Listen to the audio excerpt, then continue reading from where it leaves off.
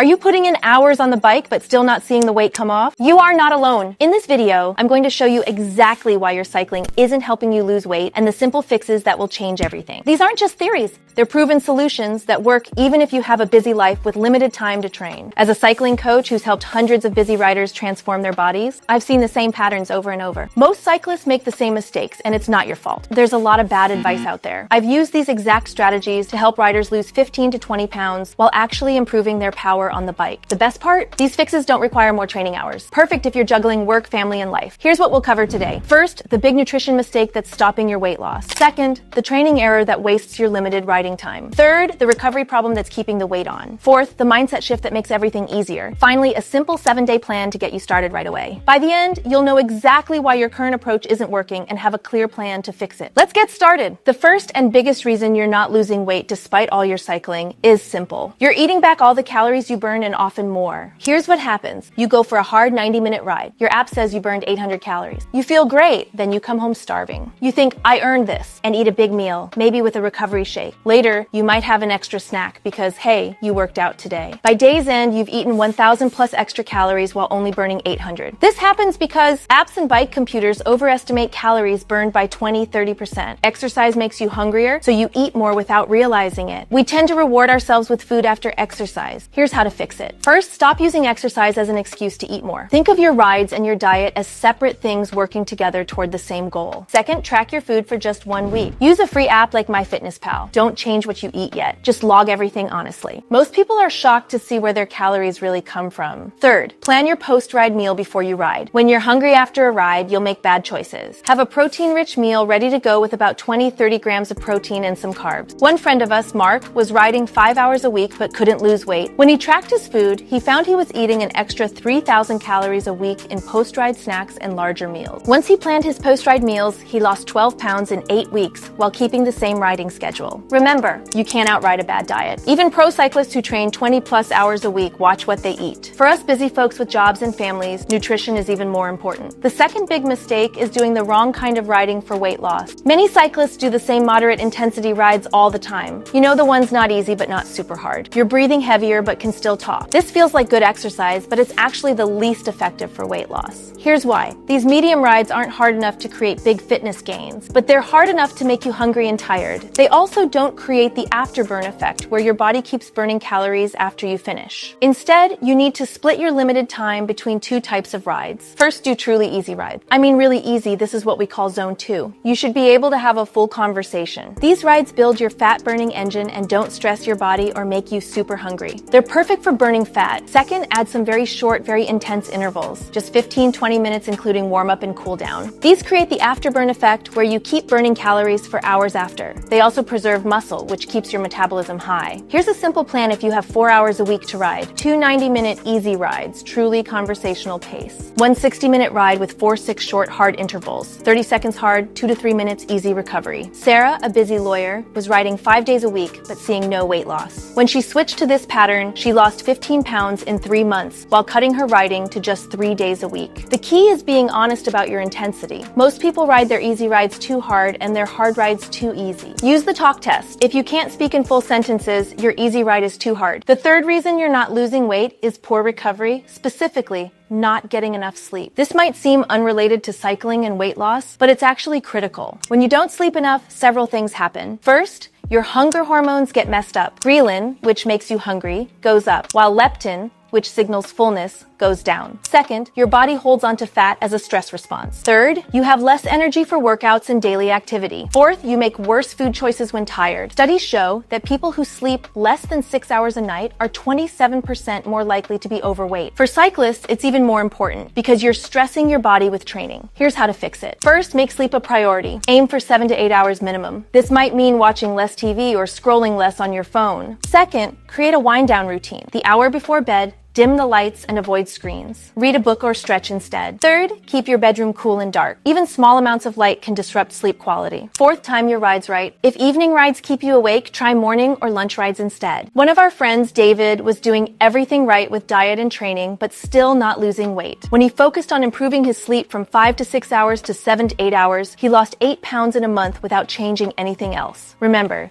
recovery isn't just about rest days. It's about sleep quality and managing stress. Your body won't let go of fat if it thinks it's in danger. The fourth reason you're stuck is your mindset about weight loss and cycling. Many cyclists have an all or nothing approach. They try to be perfect with diet and training, then get frustrated and give up when they slip up. Or they think they need to suffer to see results. Here's the mindset shift that changes everything. Focus on consistency over perfection. It's better to be 80% on track all the time than 100% perfect for 2 weeks, then off the wagon for a month. Small, consistent actions add up to big results. Here's how to apply this. First, stop thinking of foods as good or bad. Instead, think of them as everyday foods and sometimes foods. This removes the guilt that leads to giving up. Second, focus on weekly averages, not daily perfection. If you have a big dinner out, just eat a bit lighter the next day. No need for extreme measures. Third, measure progress beyond the scale. Track how your clothes fit, your energy levels, and your cycling performance. Weight fluctuates daily due to water, but these other measures tell the true story. Fourth, be patient. Healthy weight loss is 1 to 2 pounds per week. That might seem slow, but it adds up to 50 to 100 pounds in a year. My friend Lisa was stuck in a cycle of strict dieting followed by giving up. When she shifted to this consistent approach, she lost 22 pounds over 6 months while improving her FTP by 15%. The best part, she never felt like she was on a diet. Now let's put everything together into a simple 7-day plan to get you started right away. Day 1, track everything you eat without changing anything.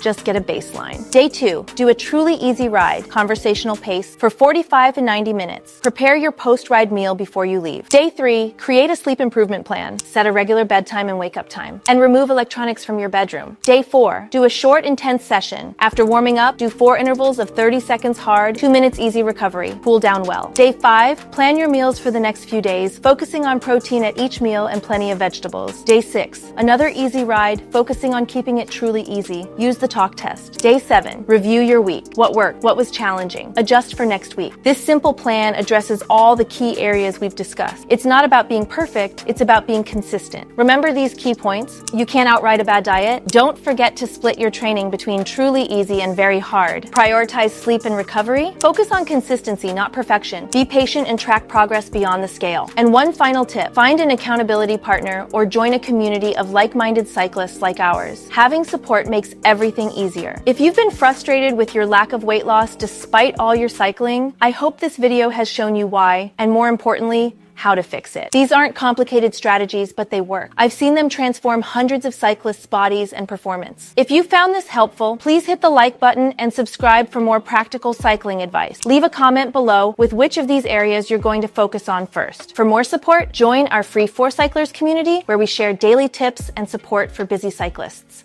The link is in the description. Thanks for watching, and I'll see you in the next video.